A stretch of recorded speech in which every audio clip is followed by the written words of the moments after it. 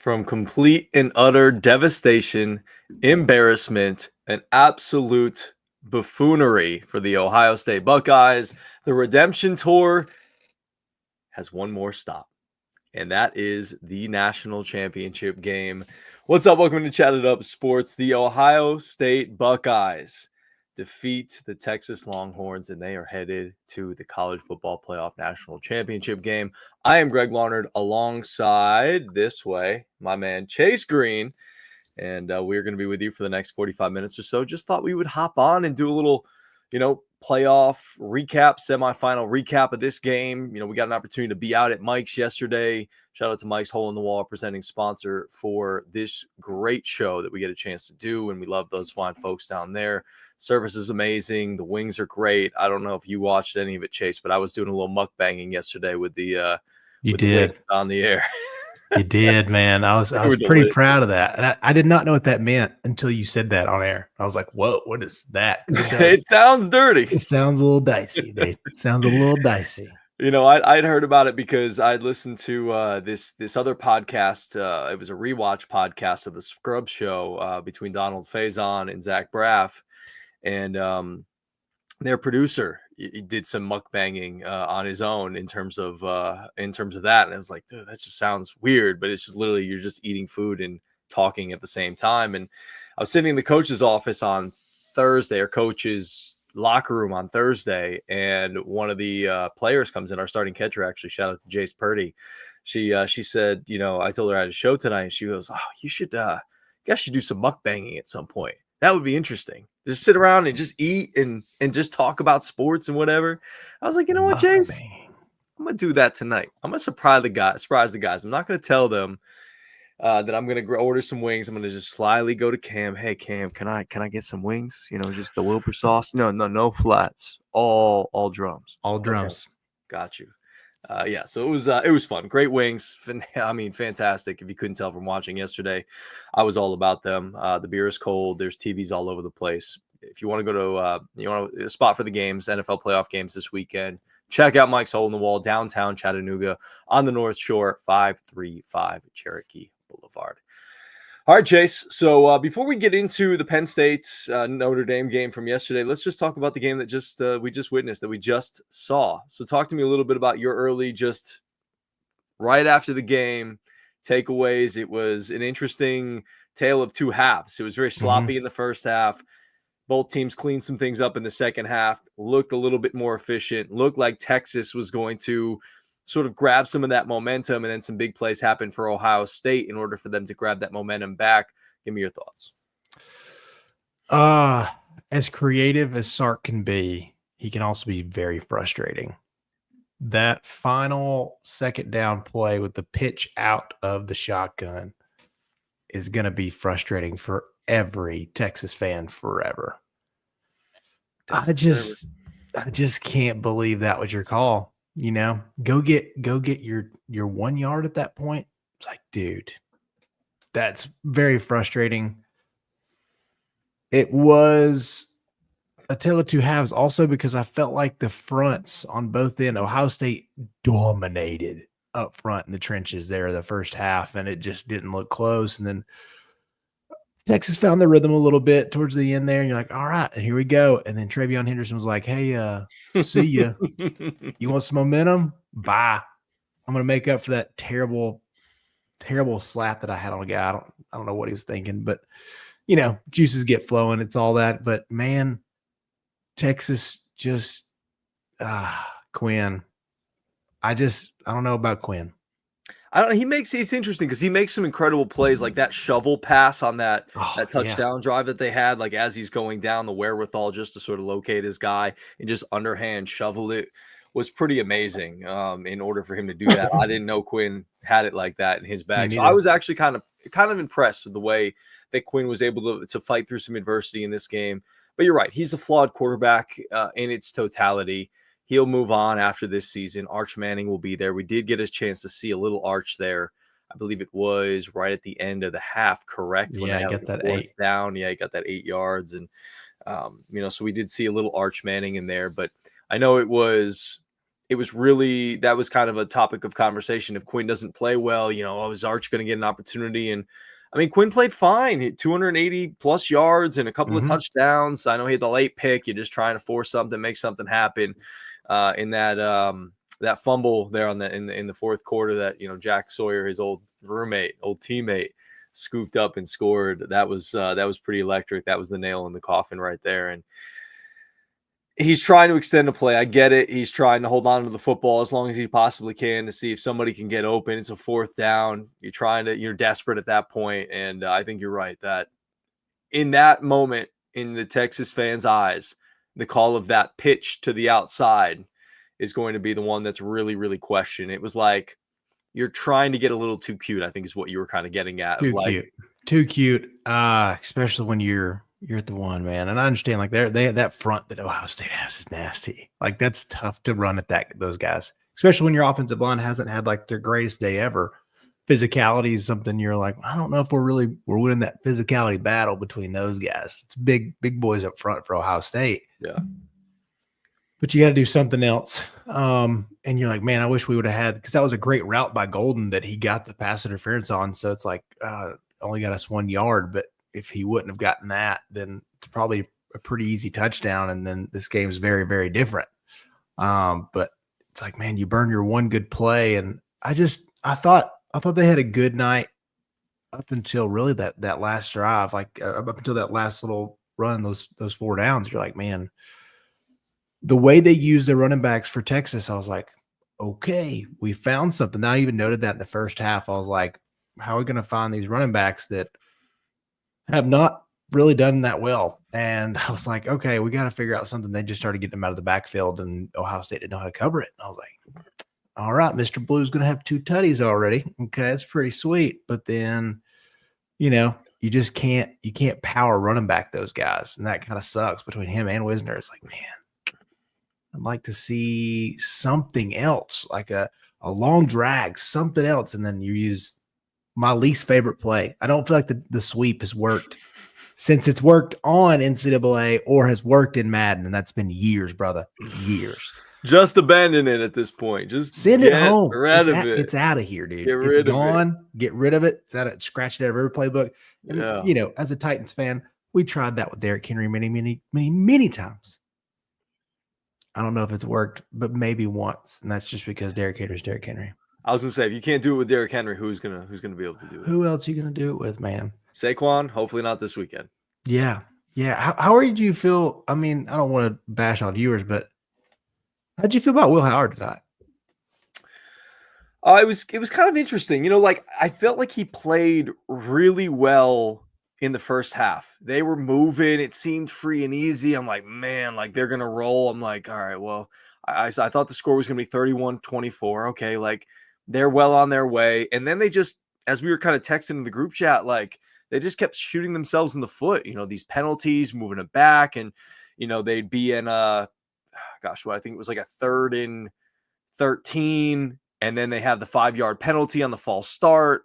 And they move back to 3rd and 18. Then they pick up 15 yards, but they have to punt it because they're in their own territory. Like I thought Will hung in there pretty well. It wasn't his best game. They weren't incredibly explosive, but Texas did a really good job taking away his best weapon in Jeremiah Smith. Like I always mess those guys up. Jeremiah Smith.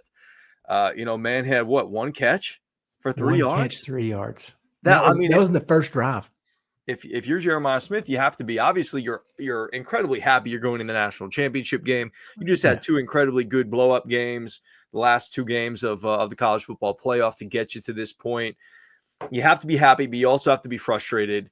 But Texas did exactly what they needed to do, but that's how good this Ohio State Buckeye team can be, that you don't even have the best receiver in the country making any sort of an impact from a number standpoint, and they still find a way to win by 2 touchdowns. Yeah. I mean, that's scary. Carnell Tate even dropped the touchdown pass that they did end up scoring on that drive with Junkins. And I was really happy to see him score a couple of touchdowns. And this is kind of what we come to expect from this Ohio State running game. Like it's most of the time, it's not going to be incredibly effective, but they get the yards when they need to, at the goal line, with Junkins getting a couple of touchdowns. Again, he wasn't incredibly efficient. They're not going to run a lot. This is a team who wants to throw. They want to make explosive plays. And that 75-yard touchdown to Travion Henderson was the longest play and the biggest explosive play that Texas has given up all season long. And that's been one of their strengths, is that they don't give up these big plays. And you look at the rest of this game and the rest of these players on the Ohio State team, and there was really only one other explosive play by Travion Henderson, a 22-yard run. That's it. That was it. He had the two big plays in this game, but they weren't able to connect downfield like they had in the first two rounds against Tennessee and in Oregon. So Texas did exactly what they needed to do. The defense for Ohio State just was that much better. And even the defense for Texas, they get a little bit of pressure. They get a couple of sacks. It was the first time that Will Howard had been sacked in this college football playoff, which, again, you're going up against that ferocious Tennessee defensive line in a pretty darn good one in Oregon as well, and you still can't get any sacks. Yeah. That offensive line, as much maligned as they had been coming out of that Michigan game, they've deserved all kinds of flowers over the last two games. And even this one, for the most part, they kept Will Howard pretty clean. So personally, I was pretty happy, pretty impressed, because this is a really good Texas defense. And for him to still put up nearly 300 yards against them with limited, amount of explosive plays. And, they talked about it on the broadcast or I think it was maybe at halftime. And I, Desmond Howard was talking about it. And I was going to kind of go back to something you said in terms of them running the football. And that's something Des said at the half. He's like, look, Texas has to stay committed to running the ball. They might want to throw it with Quinn, but they have to stay committed to running the football. They did that. It was effective for them. And then another thing that Desmond said was, look, they're playing a lot of zone coverage. Unless they, trust themselves and go play man, Ohio State's just going to be able to pick up yardage here, there, and everywhere, basically. And that's, I think, why Will Howard had the yardage output that he did, despite the lack of explosive plays. But for me, I was impressed. He did what he needed to do to put his team in a position to win the football game. Yeah, same here, man. Like, it's like when your best weapon's taken away extremely early, you could just see from like the aerial views, you could just see the guys backing up for Texas. They're like, no, this ain't gonna fly today. And when you look at the plays, like besides Travion's 75-yarder, the longest play they had after that through the air was 18 yards to Cornell Tate. Like, Tate's another guy. Like, he's been pretty much eliminated the last 2 or 3 games, or just not been as involved because of what Ryan has been, or for what Jeremiah Smith's been. And it's just one of those deals where, oh yeah, this is our third guy, our fourth guy. And then tonight he's stepping up, most yardage, but they didn't have to do anything. Like you mentioned, they just played that zone coverage, and Will was very decisive early. Bam, 14, bam, 12, bam, 9, like just kept attacking. And I was very, very impressed with Will, because I thought there might be a couple forces early. I think he missed the one. I think it was Ibuka, the early one that he would have probably taken a shot. Was that Smith? It was Smith, yeah. It He was overthrew Smith. him like maybe just a little bit. He got his hands on it, Dude, but yeah, just a little bit. He had him. Yeah, It was a and great then move, and because Ibuka had the one that was late that Yeah. was like he thought the guy was going to jump up in front. He thought that safety was going to come up the top. I just couldn't believe that a couple of those weren't picked. It's like, if you step in front of that, and then that linebacker missed one early. There was a couple of times where I thought Will escaped. And, I know all quarterbacks kind of escape from those missed picks often, but it was an escape. But he played really well despite what he was given, because he wants that deep shot, especially as much fun as you've had the last 2 weeks on these two pretty damn good defenses. Man, letting it rip's got to be a good time out there. It's got to be a good time, especially with that just nasty group of receivers, tight ends, running backs. Like you even mentioned, like Judkins today was really solid, only when he needed to be. Like you didn't have to ask 25 rushes today. He had nine, but two tutties. I need you to be a hoss when you need to be a hoss. And he had one of those first downs too, where just a simple swing route, and they just set the tone on a lot of those plays. Like, they went forward on everything. Like, Will Howard got a couple first downs. Quinn did too. Like, that was another part about Quinn. Thought he had a couple dog plays today where he's like, all right, I've got to get this first down. And I don't know if that was a questionable spot for him to give a little love for that first down, but then there's another one. It's just he had a couple plays today, and both these guys, were they perfect? No. But I thought it was a pretty dang good quarterback game for those two. As much as people wanted to dog the first weekend and the first round matchups in the college football playoff, and despite Boise State getting the bye and despite Arizona State getting the bye, it's been I think the college football playoff has been a pretty good success, because I think what your goal is, and again, I know they probably will work on seeding them differently and they'll adjust and they'll figure it out, and not all the games are going to be perfect, not all the games are going to be close, but what you want is, when it gets down to it, when you get to the Final Four, at the very least, you want to have good quality football games. And I think we can safely say that the four best teams were playing in these games potentially. I know you might have your reservations about Penn State. It's fine. They Yes and proved, no. but I mean, they had an easy, route to get there. I Yeah. think that's what people would say. I know Penn State's a good football team. We'll talk a little bit more about James Franklin's butthole tightening up in the second half, the whole thing. But you had good quality football games in the semifinals. And despite the first weekend, I don't think, if you're a college football fan, there's not much more you could ask for than the product that we got yesterday, or Thursday and Friday. Yeah. I mean, I really thought yesterday's game was a blast. Like, that was a fun game end to end. This one had its moments. Like, it was a pretty big snooze fest there in the middle of the first half. A lot of back and forth, stuffing one another, and you're like, okay, well, I guess these defenses finally showed up. Yeah. And I thought that was going to be – I actually thought this game would have been yesterday's game. Like, you look at the scores, I would have thought Penn State Notre Dame would have been max 21-14 or 28-14, and somebody would have committed a turnover, and that's how they would at least gotten somewhere close to 28. But game was great. This one was good. It just goes to show, like we talked about it all year, these two defenses are just so freaking talented. Like, yeah, when you show up in especially these big moments, all of the defenses that were left were very talented. Travel, dude. Yeah, and this was essentially a home game. Bevo was there. Is it Bevo or Bevo? I've always said Bevo. Bevo, whatever. Bevo was there. They showed him off to the side. Of course, Jerry's going to allow that to happen. And of course, essentially kind of an adjacent home game for Texas. And, I think it was Garrett who commented in the group chat that there's a lot of red out there. A lot of red. Traveled well. They ain't scared of that snow, are they? No, they ain't. They ain't scared of the cold weather, the snow, nothing like that. It was I want to amend something that I said on the show yesterday. Okay.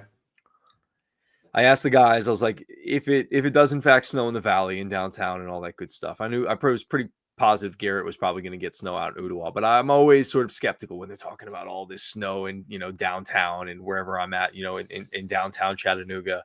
Yeah.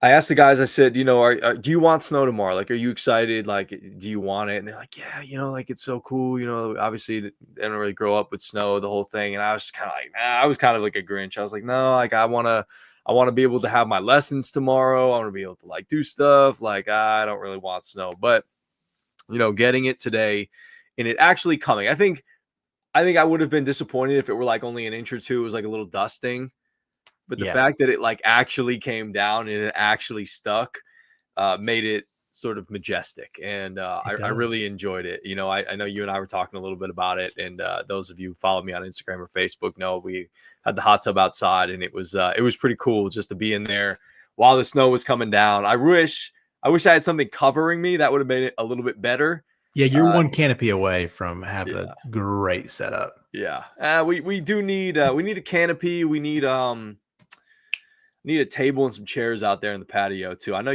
you have you been over to the place? Yeah, you've been over to the place. Yeah. We need a little something out there. But regardless, the only thing that was tough about it was the hair was getting, like very, very wet. And you sit out there for a while, it starts to freeze a little bit, gets a little crunchy, but It That was is one thing, is like you kind of forget, like you walk outside, no toboggan, no hat. It's not the most comfortable place to be. no. It's But I not the did go most on a 2-mile walk. I always remember just growing up in Connecticut with like lots of snowfall and things like that. One of my favorite things to do with my family was to go out and just take like like at night when there's no cars on the road. The road is still like, filled up with snow. Just take a walk, and it's just very quiet, very peaceful. And I started with my Mhm. headphones in, and then halfway through my walk, I took them out because I was just like, I kind of just want to enjoy, whether it's the silence, whether it's the people that are walking around and things like that. Just some of the the ambiance noise of the snowfall, and it just seemed like people were loving it downtown today. Yeah, was there quite a few people walking around? There were a lot of people. I was kind of surprised, but maybe I shouldn't be, just because like whenever snow happens, and I think I read something that this was the most snow that we'd gotten here since like '93. Yeah. In Chattanooga. So it was kind of a cool event. It's definitely it's most snow I've seen since I've been here. I'm not a huge snow guy, but if it's gonna snow, let it snow like it did today. It's not overly annoying, like where it's like Buffalo or something like that, where you're Yeah, getting that would suck, dude. 3 feet of snow and getting That would absolutely suck, buried. dude. Yeah, no, I've had some bad run-ins in Connecticut, but yeah, it's today was really nice. How was your snow day up on the mountain? A lot of fun. We got some things done, as I showed this morning. Had to go make an egg run. Was told that we need some eggs. How y'all not prepared for that? Between you and Hannah. Well, she told me we had some, Uh, but we are okay. we are on a big omelet kick, Mhm. and she was like, "We have some," and I was like, "Okay, some's good." Was that like 4? Some was 8, and we're a 3-egg omelet family every morning per person. So I was like, that'll last us not very long. If you have an egg snack, which sometimes she's a boiled egg person, so we could go through 8 by 1:30. There's a possibility of that. So it's like, all right, here we go. We're off. Walk through, which it was kind of one of those things you were talking about. It was just hearing the crunch, hearing the little things. You're just strolling through, and it was at the point this morning where I was like picking up, so I got to see it felt like an inch just came down by the time I got out of the store, and it's a 5-minute walk. It's nothing, Yeah. but it was great. I think we get to do a lot outside. Gracie's not quite old enough to power the storms yet, so we're not Did going to you do like that. dress her up and like bring her outside at least while it was snowing, or not We were even gonna do bother? that. That's gonna be a tomorrow adventure. Okay. Yeah, we're gonna do that tomorrow. I battled. I brought a treadmill in from the garage. I changed an outlet to do so. I needed a good dude win today, and I got that. Nice. So got that done. Happy for you. Thank you. So those were my activities today, along with just a good hang, just a nice snow day, just inside. Watch some shows. Mom and Gracie napped, and Nice. tomorrow I think I'm I gonna saw go out and about. Rocco, Rocco doing just some laps. loving Yeah, it, dude. The keeper, the yeah, dark wolf, yes. just out here roaming the Signal Mountain streets. Tomorrow we're gonna go walk around. I will say I'm a little sad I didn't go with the fam. The Signal Mountain Golf and Country Club is hot for sledding. Oh, Hot, dude. I bet. And I saw our boy Corey Guerin. He's just right up the road here. Their neighborhood is a perfect hill. Looks like it was packed out. So yeah, great situation up here. I can't wait till she gets old enough to be the big time sledder. You know what I'm saying? Like those are gonna Mhm. be some fun times. Those are gonna be Yeah. some good dad times. I was gonna say, yeah, like I don't personally like go sledding anymore, like at all. But like I know when I have a kid or I'm with somebody else's kid or something like that, I'm gonna get back up on that sled and we're going, Yeah. rocking and rolling down the mountain. And as I was perusing Instagram today, I was kind of looking at some of the people that I follow that are in the area. I mean, it was kind of interesting to me to see some of the different items that people were using to try to sled. Because Such like, as well, like Walmart here and other stores like that, a lot of them don't like carry sleds, because why would you? It doesn't snow enough to do that. So like a lot of our softball girls were like asking like, hey, does any of the coaches like, do you guys have sleds or anything like that? And I think the associate head coach said, I got some sleds. They're like, he's like, you got to come all the way out to Georgia to get them, if you want them. Dang. But I don't know. He's like 25 to 20 minutes away or something like that. But yeah, so I saw, what did I see? I saw like storage bin lids. Yeah. Storage bin lids. Say that 10 times fast. People trying to go down on those. I saw actually somebody jump in a storage bin to try to make that work. Maybe? It did not work. No, Oh, no. okay. The guy like went a little bit and then just stopped. I saw a couple kayaks. Oh, okay. I saw a couple kayaks from the North Shore. That is the best part. Man, like that's one thing too is, social media sometimes you think about back not even 25 years ago, we didn't know what anybody else was doing. You just heard about it the next day. But now I can tell what everybody's doing. I can't wait. Yeah. I love Snow Day was like the best, just to cruise around on the Instagram or on the Facebook today and see what it's all about. I'm not gonna lie to you, there's an old man part of me. I cannot wait till I become the guy that's old enough and experienced enough on this mountain that I can post on the Signal Mountain Facebook road closures. There is a part of me that cannot wait till I'm established. I'm not there yet. One day I'll make my first post. Yeah, I'm learning. Yeah, we're growing in our feel it out a little bit. Get in where you can fit in. Type of thing. And I'm really looking forward to that day for you as well. I think that's going to be a big day for you. Big day for you. I'll let you know. I'll let you know when it's happening. Yeah, I'll let you know.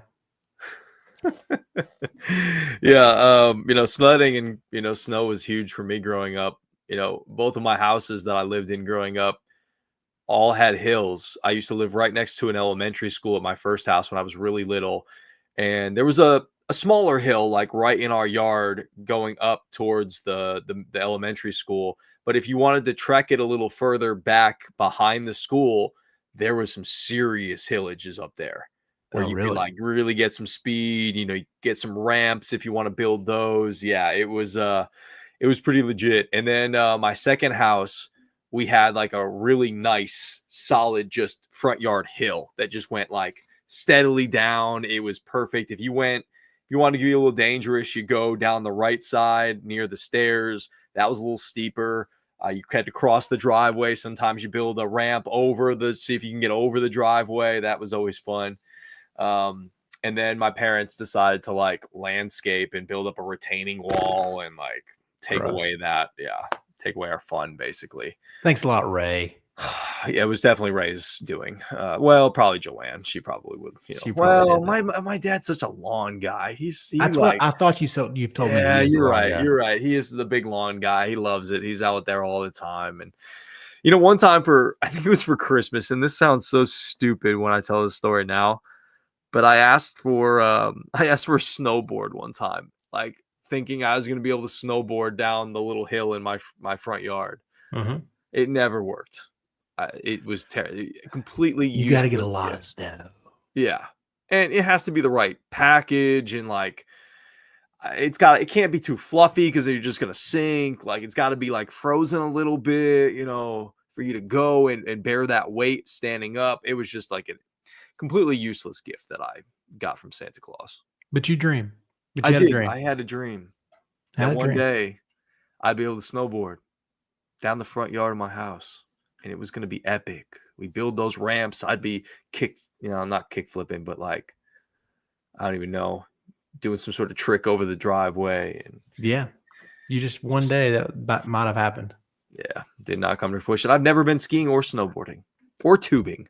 Really? I've never even been on a snowmobile. I've never been on a snowmobile, but I'm very surprised you've never been skiing. But I mean, I guess you're not that close to anything in Connecticut.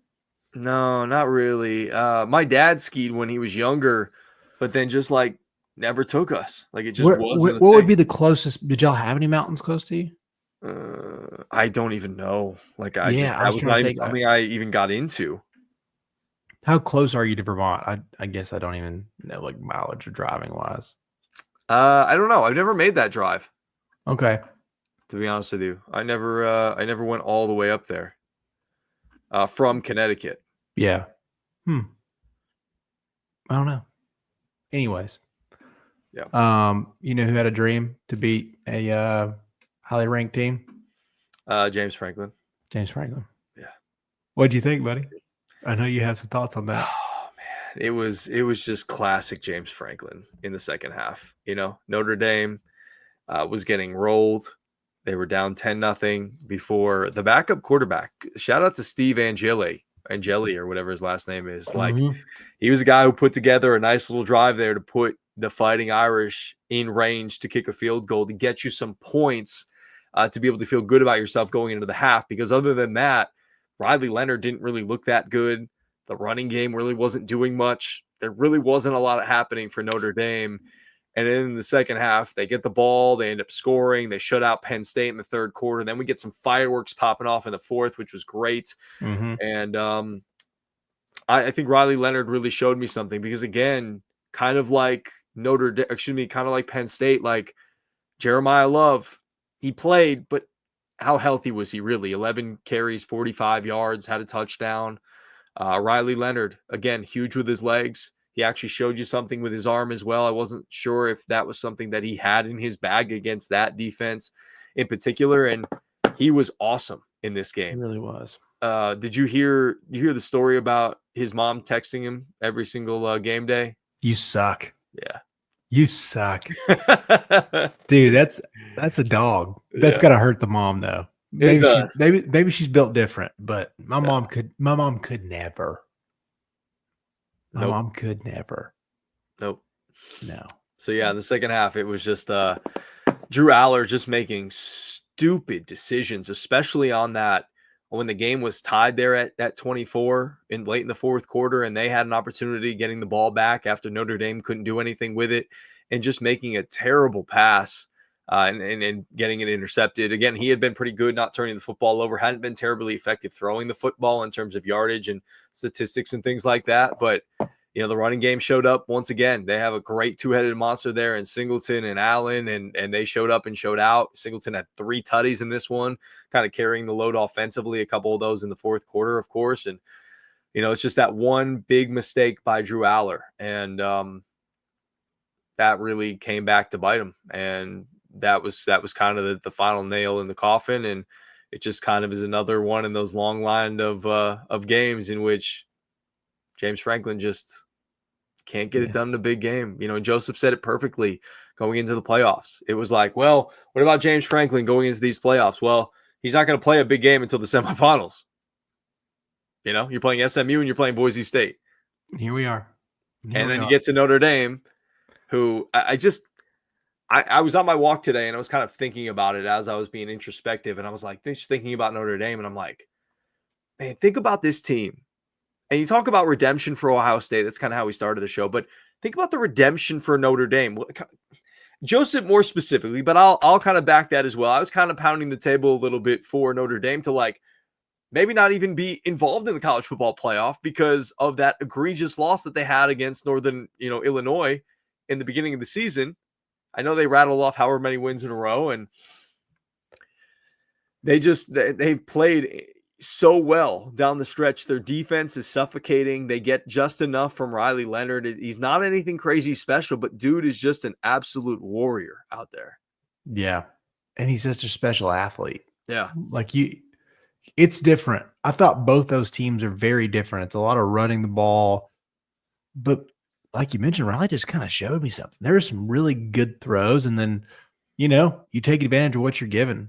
The corner falling down and then Greathouse just getting open and having to break off a guy again. Like, sometimes you get gifts, and that's your big play. And he had a great game as well. And that's another thing is like, one day you're going to get over 200 yards and it may be one of them's a gift, but dadgum, dude, like he really played. And that second half was special. Like, he gives you such different looks and different options, and he can take off, and you're just having to like be on your toes and on your heels all at the same time for him. Cause it's like, dude, if he pulls this, he gone.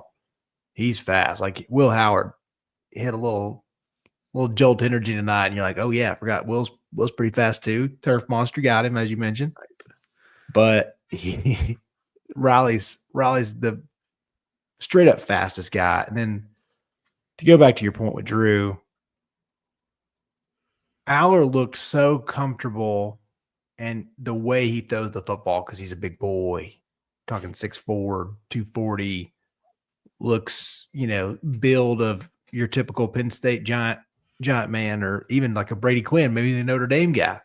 But Drew showed me last night, yep, you need to come back. Because there was some NFL talks. You're like, well, if we believe this much in J.J. McCarthy, what's the biggest difference in him and Drew Aller? Like this could be the same guy. Has to do what he's asked for a few times a game. Hand off to your stud running backs. Golly bum, that was the best part. Last night we got a treat from 2 running backs, and really Jeremiah Love's touchdown run was a treat in itself. But just handle your business and don't turn the ball over, and then make big plays when you need to. And he had up until last night. And man, that was sad to watch, because I was like, man, if Aller just kind of handles his business, he might, in a pretty low quarterback class, let's say he goes, I don't know, 18 for 23, 2 touchdowns, no picks, maybe nothing special. I mean, you're telling me that with that frame and what he's going to get in the draft process, and he's probably going to interview well, you're like, this guy looks a little better than Cam Ward, a little less lackadaisical. Well, I don't know if we're going to go there. It's like, well, that's what a lot of these GMs will buy into. You see Drew Aller walk in there a little bit more buttoned up. Some of these old men ain't going to be down for Cam Ward's attitude. But last night showed me, let's come on back and stay and work on that. Yeah, let's do that. Before we move on to some other things, I wanted to ask you about a couple other things. Who has the better story, or I guess who are you more impressed with getting to this spot? Notre Dame, from where they've come from. We mentioned that he in the NIU, or the Northern Illinois loss early in the season.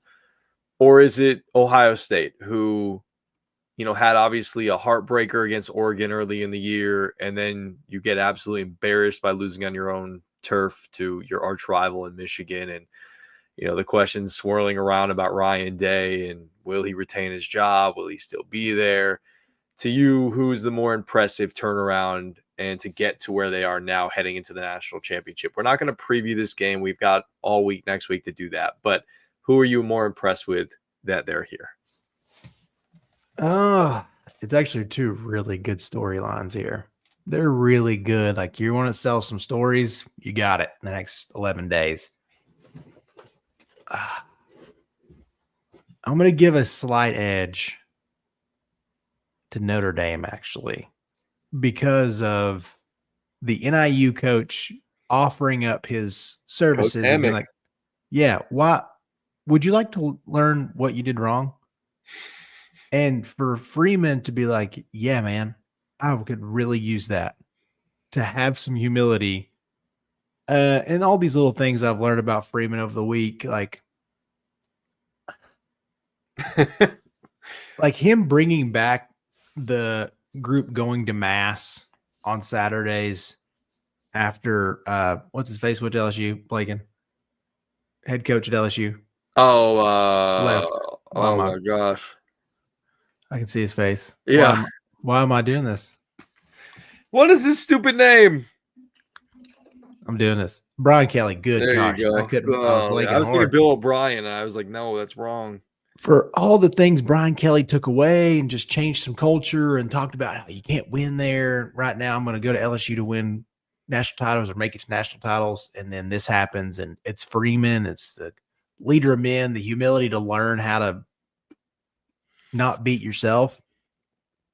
I love it, man. I love it. It's these little things, and the physicality. As Riley Leonard does come from Duke, I don't love the cat, but it is what it is. Like, that is not a team that people wanted to be in. I think Penn State and Notre Dame both are similar in the general public perspective. You can correct me if I'm wrong on this. I think it's a lot of Well, this playoff was built for them because they're going to sneak in no matter what. They don't have to play anybody. Thought Notre Dame went out and played some people. I think winning at Texas A&M is tough, especially the first game of the year. I think Army and Navy were pretty daggum good teams this year. Penn State's kind of on that road. It's like they can't beat anybody. I think Notre Dame has that as well. And let's be honest, like it's usually some big white quarterback that's okay. But they get a lot of love because their brand. I think Notre Dame really stepped up this year. Like this defense is sick. It's really, really good. So to me, I think it's Notre Dame. You? Okay, well, I'm glad you went that way because I was like really hoping that I was not going to have to make a case for Notre Dame. I would have if you went over to Ohio State, but I really wanted to talk about Ohio State just because to me they're the bigger surprise on a lot of different levels. Coming into the season, having the expectations that they did, and having to go through what they went through, and kind of that, I think a lot of people would say, sort of surprising loss to Oregon early in the season, just because everybody just thought Ohio State was so freaking talented that, like, hey, they're not going to lose any games. Like, I can't do that. I remember there's somebody on social media who was like, if Ohio State loses this game, I'll do this. If they lose this game, I'll do this type of thing. There's all that crazy stuff just to get clicks and attention. But they lose that close game. Then they rebound nicely. And they're on their way. They're well on their way. They got to beat a mediocre Michigan team at their own house in a rivalry in which Ryan Day has gotten embarrassed. There's no Harbaugh. There's no J.J. McCarthy. There's no Blake Corum. It's just a little above 500 Michigan team with no quarterback, and Chip Kelly just designs the worst offense of play calls that you could possibly design against that Michigan team, and they somehow find a way to lose the game. And then, as I mentioned, everybody's gunning for Ryan Day. Should he be fired? He can't beat Michigan. They've got an incredibly difficult route in the college football playoff. If they don't get at least to the semifinals, if not win a national championship, this guy should be fired. That was the national narrative. We talked about it on this show. Like, everybody was really down on Ryan Day. And for him to go out there and for that team to not allow a sack to Tennessee and their defensive line and how good they've been this year, and to keep Will Howard clean and to figure it out finally, put the game plan together. It just seemed like the stars aligned for Ohio State in order to beat Tennessee, which is a good football team. Ohio State clearly more talented. They have more talent on that roster. But Nico Battle, I'm still going to give him his flowers on that one. And then you go and you have to, the redemption again of beating a team who beat you during the regular season, who's new to your conference, who won the conference championship. You dethrone them in a big way. You embarrass them in that quarterfinal game. And then you go to the semifinals going up against the new kids on the block in the SEC in Texas, the runners up in the SEC. And you don't manhandle them. We talked about it on Thursday. I was like, I really don't think that this is going to be a blowout. Texas's defense is way too good for it to be a blowout, but I still believe Ohio State's the more talented team. They go in there, they face some adversity, and they beat Texas. And again, what is essentially sort of a home game for Texas, as it's much closer to Dallas to Austin than it is to Columbus. So for me, that all of those things, all the pressure that was on Ryan Day and his coaching staff, on Will Howard, because I know he heard all the noise about his head coach and them not getting the job done against Michigan, and now they're getting a chance to play for a national title. Regardless of what happens against Notre Dame, there's no way in hell that Ryan Day should be fired. He's done an incredible job with this team. There's no way. No matter that, I know there's some people, and I've talked to some people in Ohio that say it's more important to beat Michigan to win a national championship, which I think is absolutely ludicrous. But I understand the rivalry. I've never been in it, but I understand how huge it is from an outsider's perspective. But there's no way. I mean, this has been an amazing job. And as I mentioned, the stars seem to have aligned with this group and all their talents, the offense, the defense. It's been fun to watch.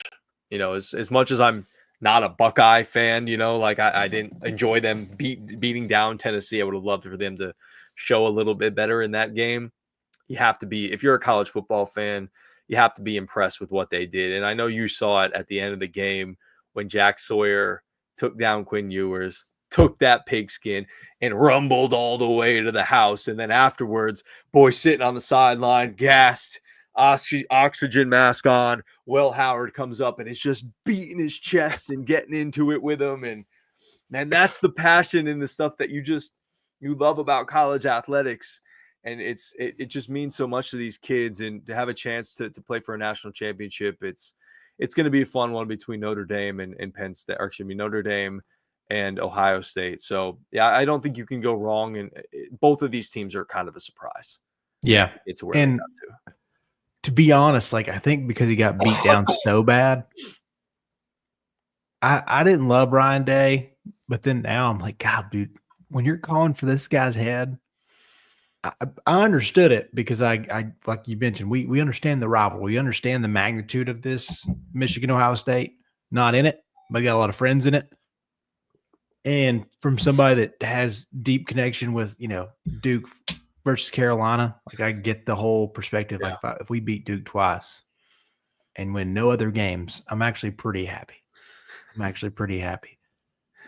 But for them to call for Ryan Day's head when the guy has a shot to go win a national title. And, look, I thought Tennessee had a chance. I actually thought after the Michigan game, I was like, well, you can see some flaws. But you mentioned it, had a clip on TikTok do really well. It's, if those guys don't get to Will Howard, you will be dominated. You will. And that's what happened. And now if Ohio State runs through Tennessee, Oregon, Texas, and then Notre Dame, this will be, despite their seeding, despite whatever, this will be one of the best teams of all time. Yeah. And especially because the talent, it goes, when you go from Oregon to then Texas, that talent level is so high. There's so many NFL guys. There's going to be some future NFL guys on Tennessee. I don't think it's quite on the same level as the Oregon, Texas is, but that's a pretty talented team. And now if you're going against Xavier Watts and all these guys in this Notre Dame defense and you put up 35-40, this is going to be one of the best teams of all time. I said it to Jamarius as the game was ending tonight, and we were watching the game together. I said, in the old format, these two teams wouldn't even have an opportunity to play. They wouldn't have been in it. Nope. And that's what I think is so great about the college football playoff now with the 12 teams, because you do get some of these schools and you do get bigger, better matchups. And, the cream, I think, will rise to the top. You could have some fluky losses like Ohio State did at the end of the season there to Michigan, but you can just tell how absolutely dominant they are. And if you didn't have the 12-team playoff, us as college football fans would have gotten robbed of seeing an epic run like this, like they've had. So despite the matchups and the seeding and Boise State getting the bye and Arizona State getting the bye, no matter what you think about it, and no matter what happens in the college football championship game, this college football playoff 12-team format has been a success. Huge success. Yeah, huge. I love it. Even like you mentioned, like with Arizona State, that Arizona State-Texas game was a classic. Yeah. It gave us that. It gave the country and some casuals a lot of love for old Cam Scatterbo. This old Scatterbo's is doing a lot of big work around here now. He sure was. People loved it. And you giving people some new love, new heroes around the country, and it's cool. Like, this is why I was a little weary. I was like, man, we're going to get some wrong teams, and we'll correct it. It'll be corrected next season, probably to the best of its ability. But for the most part, I'm so glad. It gave more impact to more games this year than I thought it would, because we didn't have the big dominant teams. Like Ohio State losing to Michigan actually helped all the narratives. It's like, oh, this field's wide open. So it made it feel better. So that's what I'm with you with. Like, the playoff, awesome. I know it's going to get there, so I'm not even going to debate it, but we're going to get to 16 eventually. That's great. Like 16 below, I'm fine with anything past that. Kick rocks, dude. Yeah. But once we 16 down, it's gonna be awesome. It's gonna be great every year, and we're gonna have some blowouts, blah blah blah. But we're also gonna get some classics like we got this weekend. Yeah, we certainly are. One other college football note that I wanted to ask you about specifically. We talked about it a little bit yesterday, and the possibility of this happening was pretty short. It was eventually going to happen, and eventually did happen with Carson Beck, the Georgia quarterback, officially transferring to Miami. Give me, I just want to get your thoughts just quickly on that. Good spot for him. When they missed out on another Washington State transfer, he wound up going to Oklahoma. The door's open for Miami. They're going to spend a lot of money on somebody. I'm actually happy Beck didn't go to the NFL. That was one of the things that when he had declared first, it's like, man, along with many other people in this world, I was like, he ain't ready for that. You saw what this guy looks like without his massive weapons. Ladd McConkey and Bowers just helped him out too much. Like, I thought his comparison, well, it's different, the talent level, I'll say, but Drake May still was very successful without Josh Downs and Green, two NFL guys. I didn't feel like Beck was super successful without Bowers and Ladd. You are correct about that. You are correct about that. But let's throw this caveat in there that he would have probably been a lot better if his wide receivers had hands that were actually like hands instead of like 100%. 100%. Like they had a lot of drops. That was sure 100%. But it felt like I've seen a similar-ish story. And yes, you're allowed to take a fall off when you lose Brock Bowers and Ladd McConkey. When you see what they become in the NFL, you're like, oh, okay. Yeah, and then we're gonna have this fall off, and it sucks for Beck when you look at their transfer portal this year. You're like, you gotta be me. You guys get just Branch brothers, studs, man. And you're like, dadgummit. So, hats off to the next quarterback of Georgia. You're gonna have a plethora of weapons, but Gunnar Stockton. Yeah, good for Mr. Beck getting $4 million for 1 year.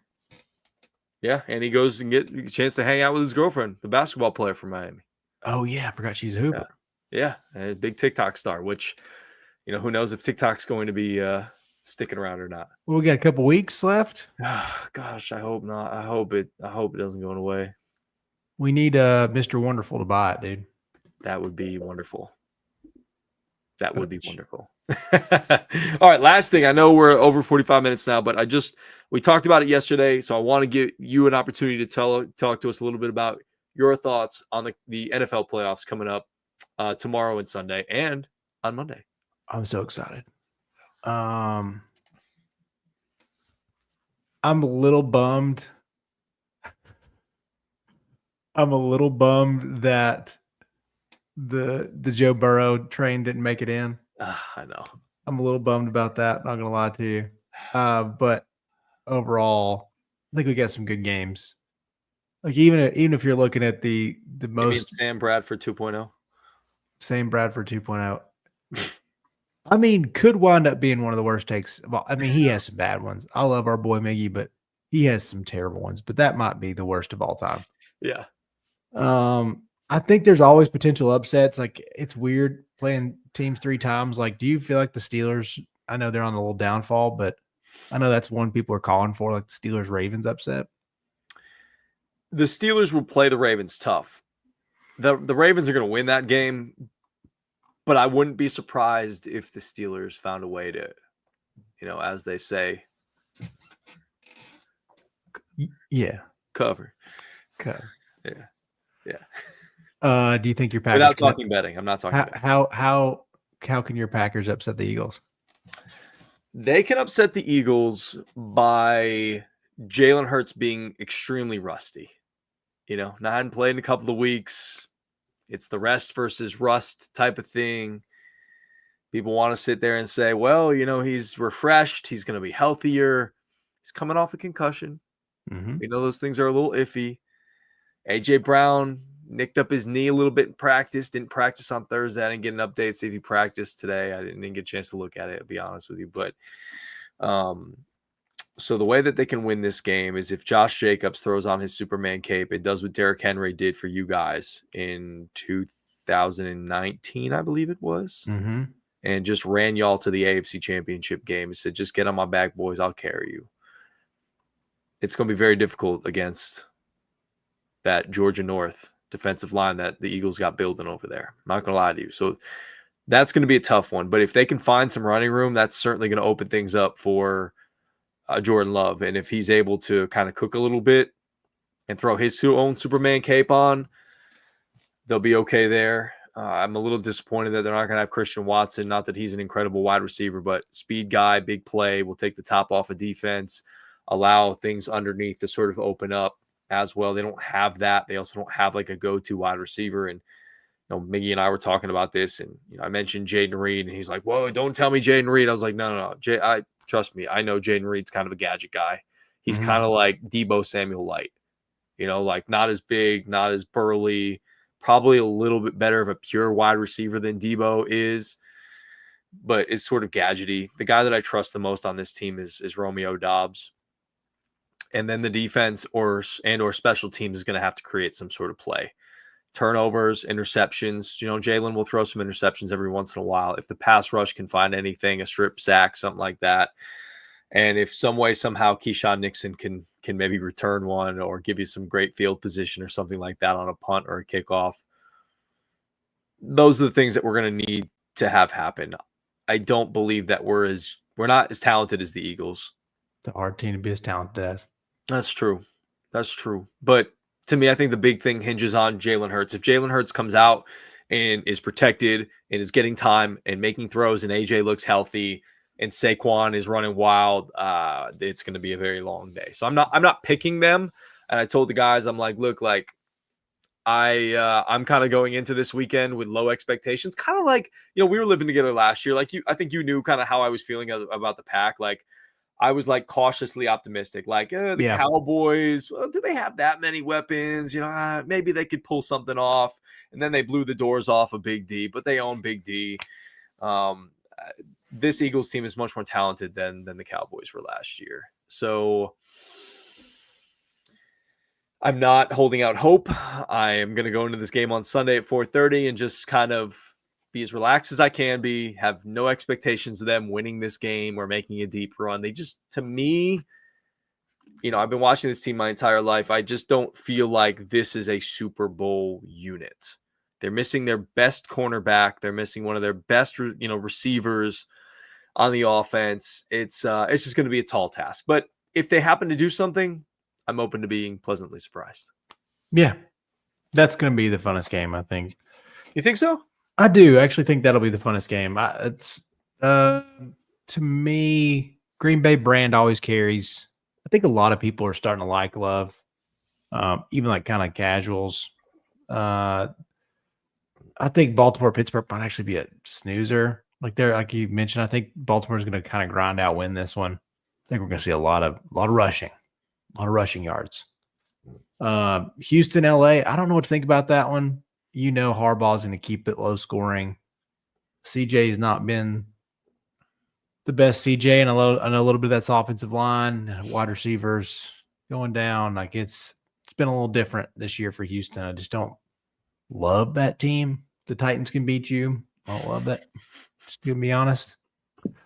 And then some people are trying. John Gruden said that Denver Broncos, watch out.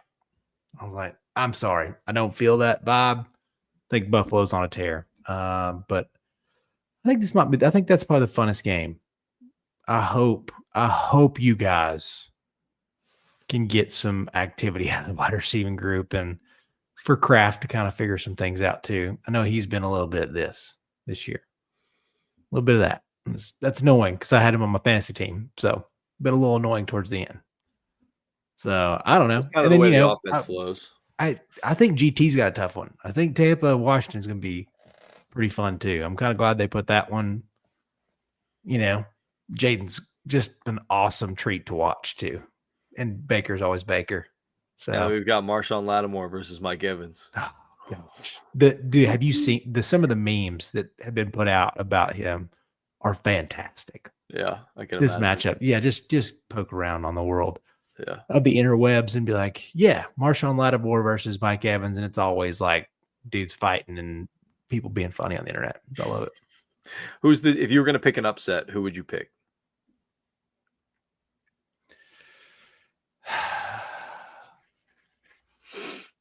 If there's one team that you thought would have the best chance to be to upset the higher seed. I guess it would be. I don't want to call that an upset. I'm not going to say Washington would be upset. That's what I'm saying. Like that was my pick. That Washington upsets technically Tampa Bay. Yeah. I mean, although honestly, their record is better. Yeah, that's why I'm like, it's weird to me. Yeah. But Tampa's still favored. Tampa's a favorite. They're I guess home. it would have been them. And then if I had to say another one, it would have been Pittsburgh. Defense comes around and plays better.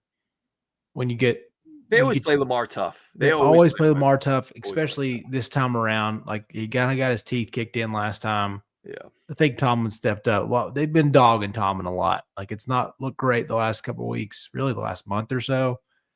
And it's always perfect timing for him to bounce back and just make it an ugly game. Russ is better. We'll see. That Pittsburgh would probably be my first, and then I guess it'd be Washington, which I don't feel like it's that much of a difference. That's a pick'em game to me. Do you have anybody else? Denver. I said Washington, and then other than that, the Packers. Just because I'm trying to be confident in them. Stay confident. I'm trying. That's closer than I thought. I mean, I know you don't want to. We're not talking about betting here, but like just from Vegas standpoints, like they're Philly's only a 5-point favorite. Which that number keeps getting bet towards Philly. It started at 3. Oh, and then really? Got bet to 4, bet to 4.5, and now it's 5. All the money's coming on Philly. So yeah, we swing the other way. Maybe. I don't know. Maybe. I don't know. It'll be fun. I can't wait though, dude. Tomorrow, give me 2 games tomorrow. Yeah. Sign me up, dude. Yep. Canceled baseball practice for tomorrow because of the snow and the potential ice. And I said, you know what? We're just we're going to enjoy some football. I'm going to enjoy some football tomorrow. I'm going to try to get some of the things done that I wanted to get done tomorrow. Love that. Yeah, it's just going to be kicking around the apartment for a while tomorrow. Do you want to? I know we're at an hour here, but do you want to give your thoughts on the Titans' number 1 overall pick and what you think they should do with that, or do you want to save that for another time when everybody's here? Let's save it because I've gone back and forth. What's funny is I've thought about this actually a lot. As you should, with Rand Carthon being gone, being a big Titans fan. I know you. I will be interested to see who we get as a GM first. But if I had to if they called Chase Green up and was like, "Hey, I want you to come save Nashville," I'm like, ding. I was like, about that time. Hey, okay, yeah, Amy Adams drunk. I got you. Yeah, it's about that time. If you want a great leader in the city of Nashville, you call up your boy. CG. You want somebody that's going to have a lot of fun with the media, very honest, very frank, going to do his homework. Probably too much.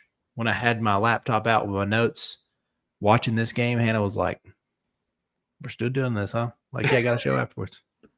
Got a show afterwards, baby. Why is she dogging you like that? She just likes to throw smoke at you, like light subliminal smoke. Like it's funny. I know she doesn't mean anything by it, but like, come on now. This is the dream. We're building. Dream. It is the dream. I love it though. She's sound asleep right now, and it's fine. Yeah, she was passed out. Yeah, all her machines that are going on and stuff like that, and then noise. All we're doing now is just pumping machines. So late night we're doing these dream feeds. So there's a lot of dad things. Also, stay tuned. This will be a little sneak preview. Garrett Tolley and I are about to start a dad podcast. Under our umbrella, or stay tuned. Okay. Stay tuned. We'll drop some hints here soon. But yeah. New Dads podcast. It's gonna be the best one in the world. I'm not gonna lie to you. That's amazing. So yeah, it's coming. It's in the works. I'm gonna speak it into existence. We talked about it for a while the other day, and it's like, oh yeah. This would be fun. You don't gotta do a lot of it, Yeah, and they don't need to be, incredibly long conversations. Just, Nothing. But we got some but good they're ones. gonna be like, I'm gonna sit here and say like they don't have to be incredibly long conversations. Then next time you guys can be talking. Next thing you know, you look up, it's an hour. Exactly. That's how it happens with this. I It didn't always, realize. I was like, yeah, let's go 45 minutes. It'll feel like forever at midnight 30, but it feels like it's been 5 minutes instead of an hour and five. pretty much. That's what happens. Yeah. We're living the dream, brother. We are living the dream. We are on the path, as some might say. Yes. Yeah, we are. I'm excited. Big day NFL action tomorrow. Enjoy it. Have fun. Be safe if you're in the Chattanooga area. Make sure you like and subscribe, follow all those good things on all the social media platforms at Chat It Up Sports. Follow us wherever you get your podcasts as well. Spotify, Apple, Amazon, all the good stuff. And if you could rate us, that would be incredibly helpful. And I tell people this all the time. I said, look, if you don't even listen, just follow us. That's fine. It helps But you we'd love boys to hear out. from It's you. Yeah. gonna. You're supporting a dream. You're supporting a journey. Mm-hmm. That's all we need. That's it. That's all we need. That's all we need. Well, for Chase Green, I'm Greg Larner, our presenting sponsor. Mike's Hole in the Wall. This has been a late night Friday special edition of Chat It Up Sports. Be safe, have fun, and we'll catch you next time. Peace.